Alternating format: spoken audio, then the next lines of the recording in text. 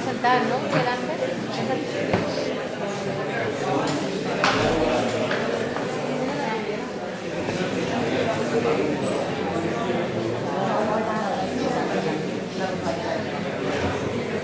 Hola. Hola, buenas tardes. Quiero, en primer lugar, presentarme. Yo soy Emilio Sánchez, soy profesor en la Facultad de Ciencias Políticas y Sociología. Soy miembro del Club Chesterton y, en fin, he sido de los que hemos estado organizando este ciclo de conferencias. Quiero empezar por dar las gracias a ustedes por venir esta tarde a esta primera conferencia que va a dar el profesor Eduardo Segura.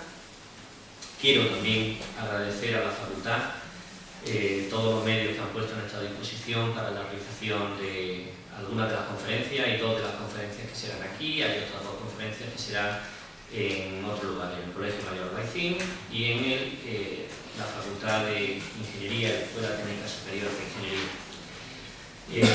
Quiero también agradecer el apoyo que hemos tenido por parte del Departamento de Sociología, del que el profesor Juan Carlos de Pablo fue miembro, y también del grupo de investigación del que Juan Carlos estuvo también trabajando también durante años. No quiero extenderme más, simplemente volver a agradecer a todos su atención y bueno, le paso la palabra a Elena Catrinescu, que será, es también otra persona dentro del Club Chesterton y quien presentará al ponente de esta tarde. Muchas gracias. Buenas tardes a todos. Agradecemos enormemente vuestra asistencia en esta noche, aunque no es de extrañar, dada la personalidad de nuestro ponente de esta noche, Eduardo Segura. Ha sido una gran sorpresa cuando él ha dicho sí a nuestra invitación de hablarnos y él ha elegido este tema en el que es evidentemente un experto reconocidísimo. No necesita que yo me extienda en presentarle, él se presenta muy bien por su obra, por sus libros, por sus clases magistrales, ahora también en internet, que son un gozo y como un retorno al ágora, ¿no? Y gratis a través de YouTube. Y yo creo que todo el mundo conoce, si a un hombre se le conoce por su obra, pues todo el mundo conoce a Eduardo Segura, porque todo el mundo ha visto El Señor de los Anillos, ¿verdad? Y pocos saben que nuestro amigo aquí presente ha sido invitado a ser uno de los consejeros del equipo, ¿no? De editores de esta película, ¿no? Entonces, es profesor universitario, da clases en la Facultad de Filología Inglesa y Alemana. Yo creo que la Universidad de Granada se ha hecho con un gran profesor cuando lo han incorporado aquí. Tiene un montón de libros publicados. Solo os quiero mencionar, ustedes tienen ahí un resumen de su actividad. Solo decir que su libro, El viaje del anillo, saldrá en otra edición pronto, así que estemos pendientes de él. Y en las pocas líneas que he incluido pueden observar, son unos códigos QR. Quien tiene este dispositivo en el móvil puede ir directamente a los enlaces respectivos. No me extendo más porque es un tiempo precioso que le robamos a Eduardo Segura. Muchísimas gracias. Solo mencionar que cuando él acudió a venir aquí dijo: esperemos que sea un homenaje digno de la figura del profesor Juan Carlos. Agradecemos también la presencia de la familia. Sin más, escuchamos al profesor Eduardo Segura.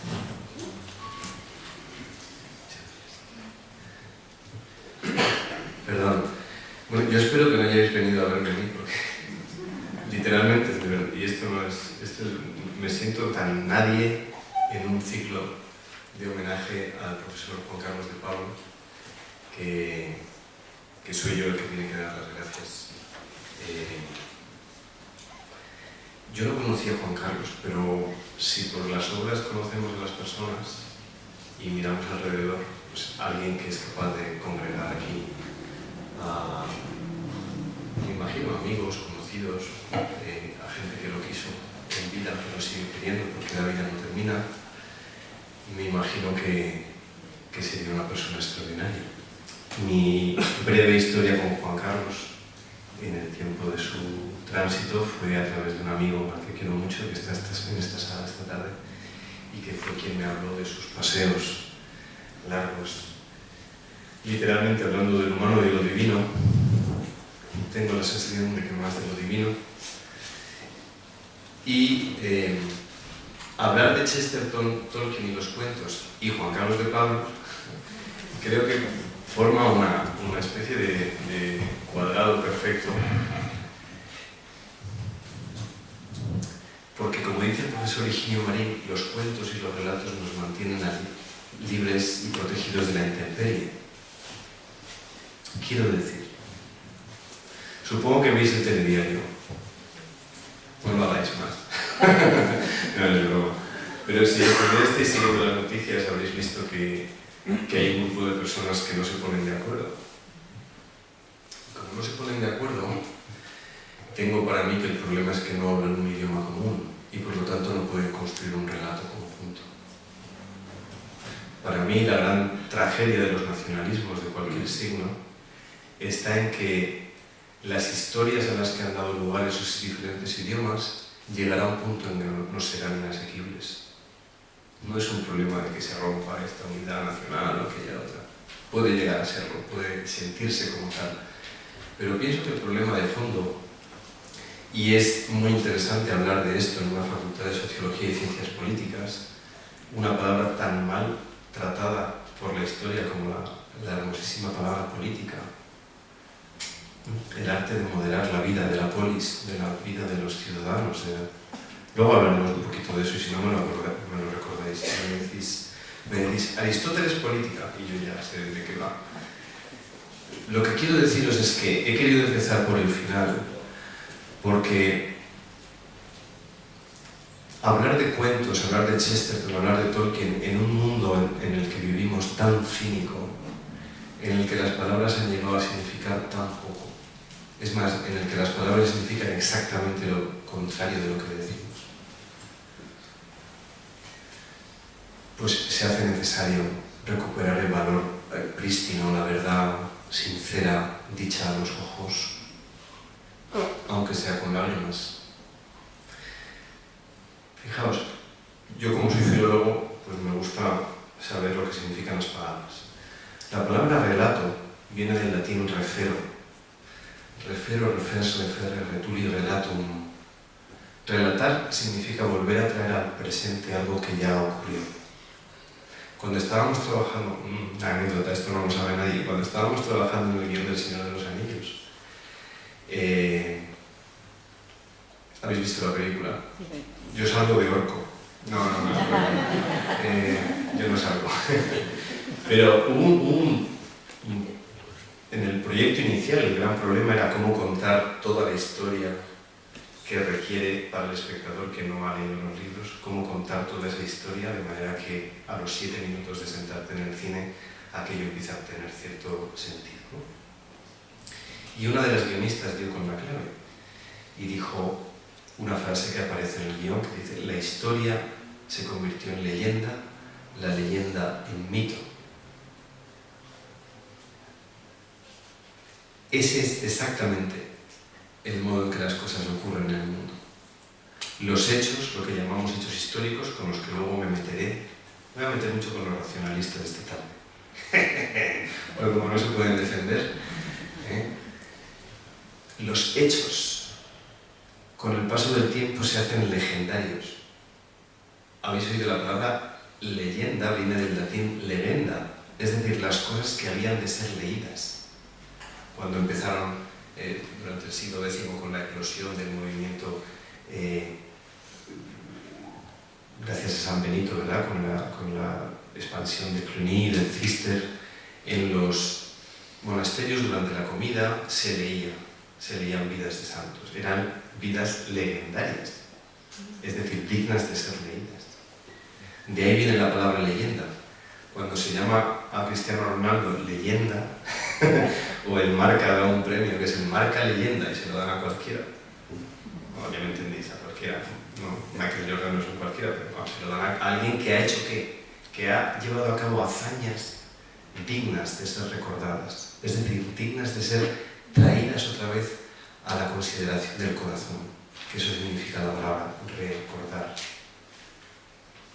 ¿Veis cómo las palabras tienen mucho sentido? Y las malbaratamos.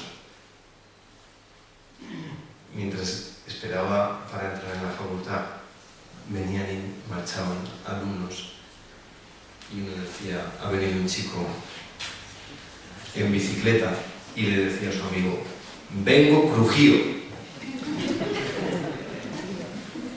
Está bien, ¿verdad? El campo semántico del crujimiento abraza el ácido láctico.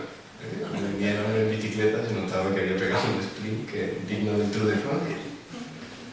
¿Se entiende? Y en esa historia, en ese relatar su cansancio, ha sido acogido por el amigo.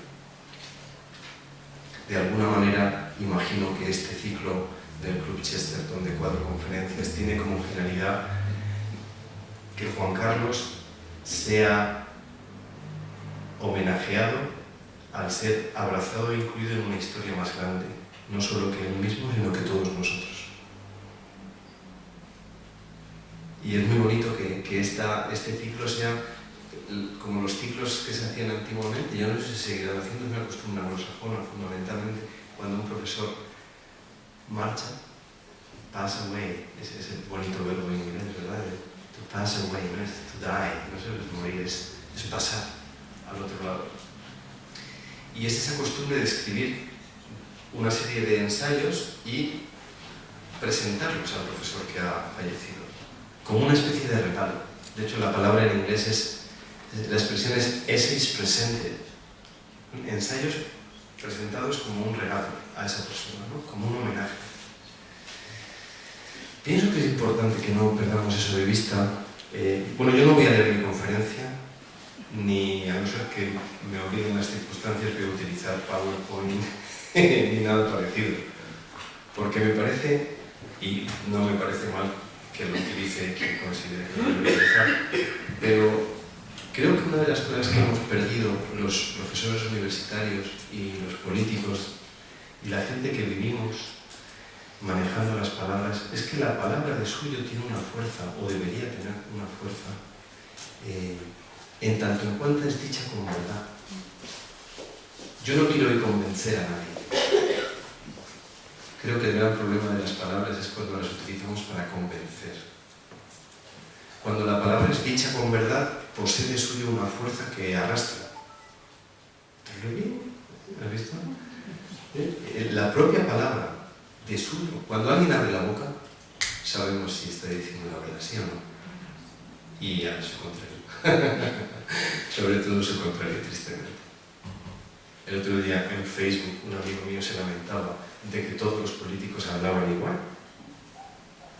Y cuando decía políticos se refería, bueno, no quiero ser muy sangrante esta noche en aras de la política, pero se refería tanto a los números 1 y 2 de cada partido como a sus adláteres, a la gente que está un poco más abajo y que se encarga de lo que se llama portavoces.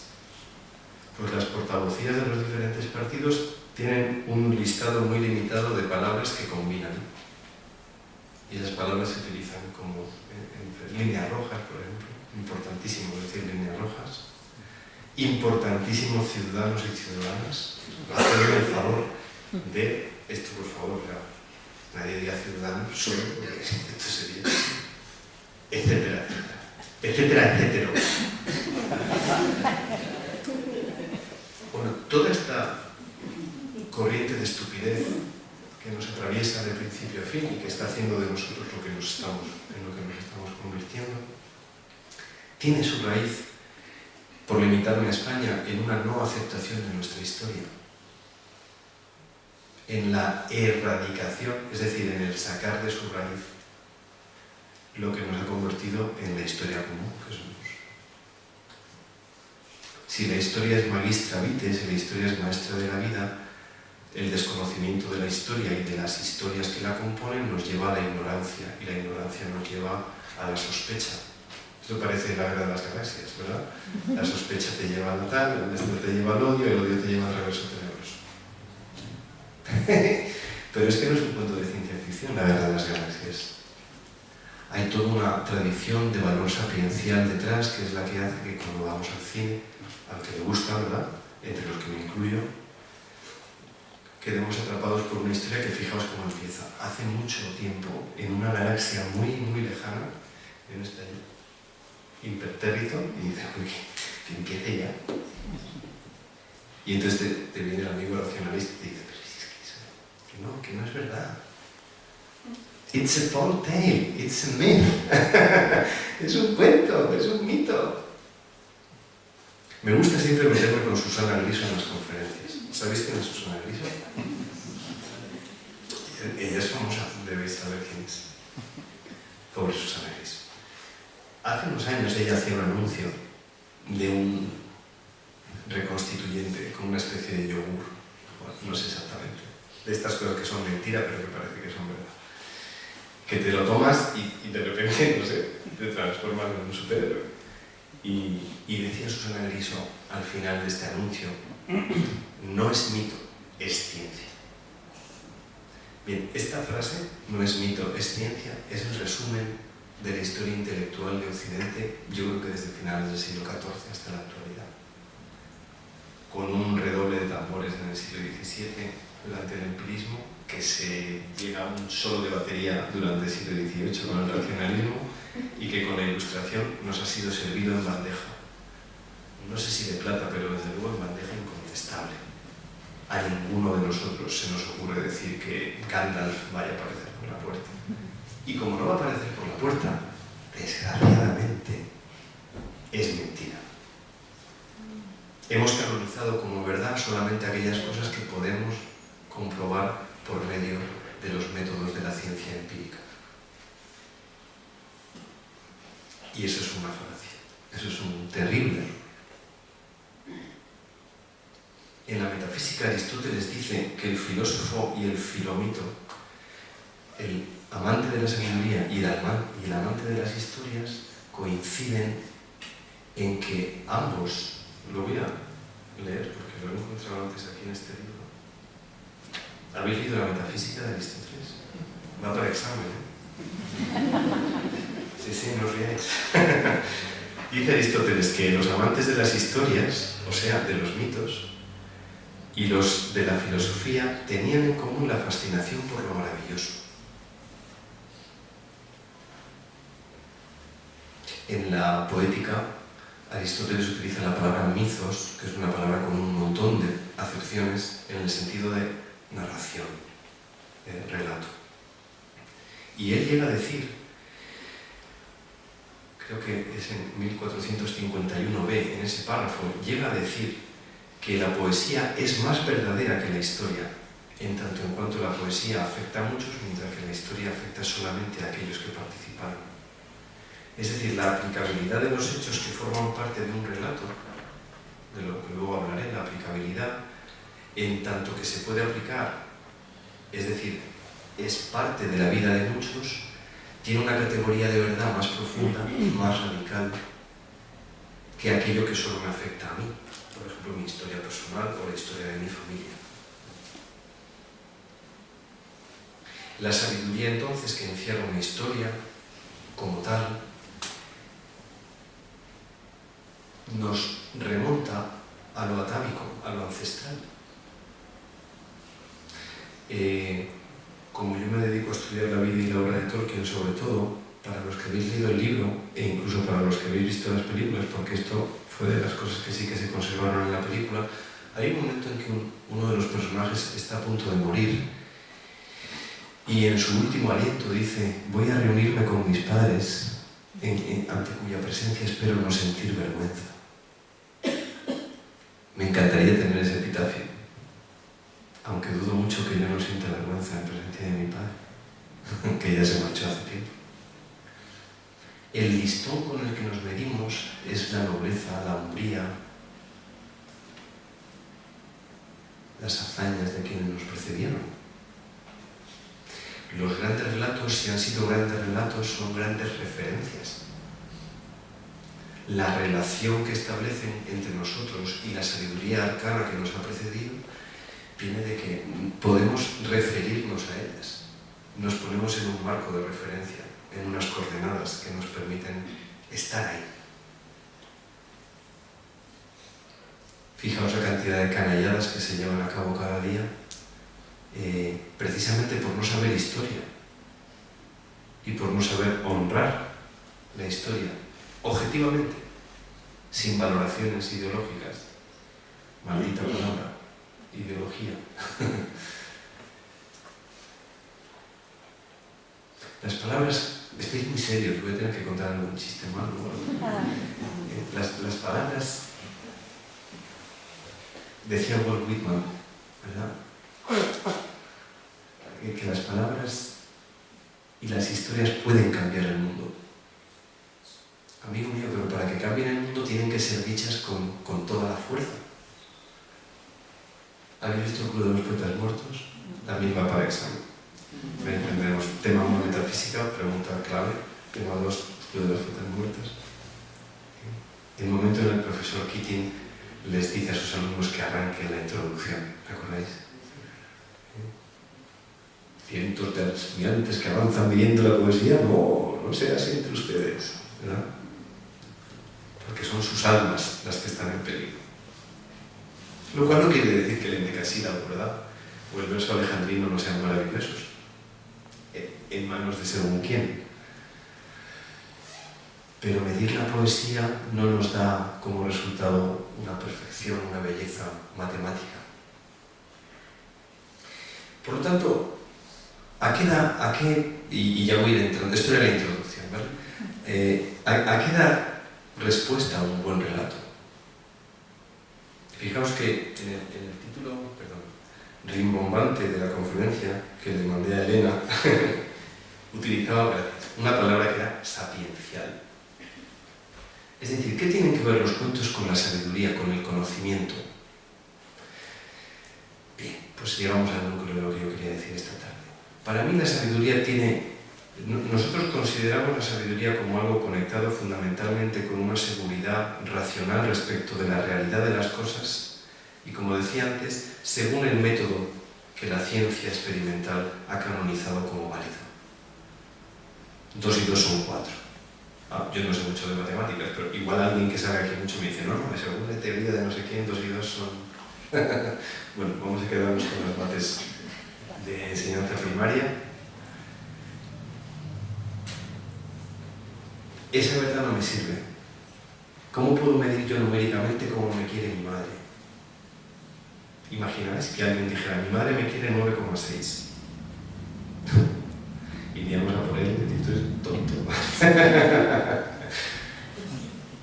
El odio, la esperanza, el amor, las cosas que nos mantienen vivos no se pueden medir. Y no por eso dejan de ser verdaderas, al revés, son las cosas que nos mantienen vivos. The things that we stand for, son las cosas por las que nos levantamos. Decía Chesterton, si fuéramos coherentes, hablaríamos como poetas.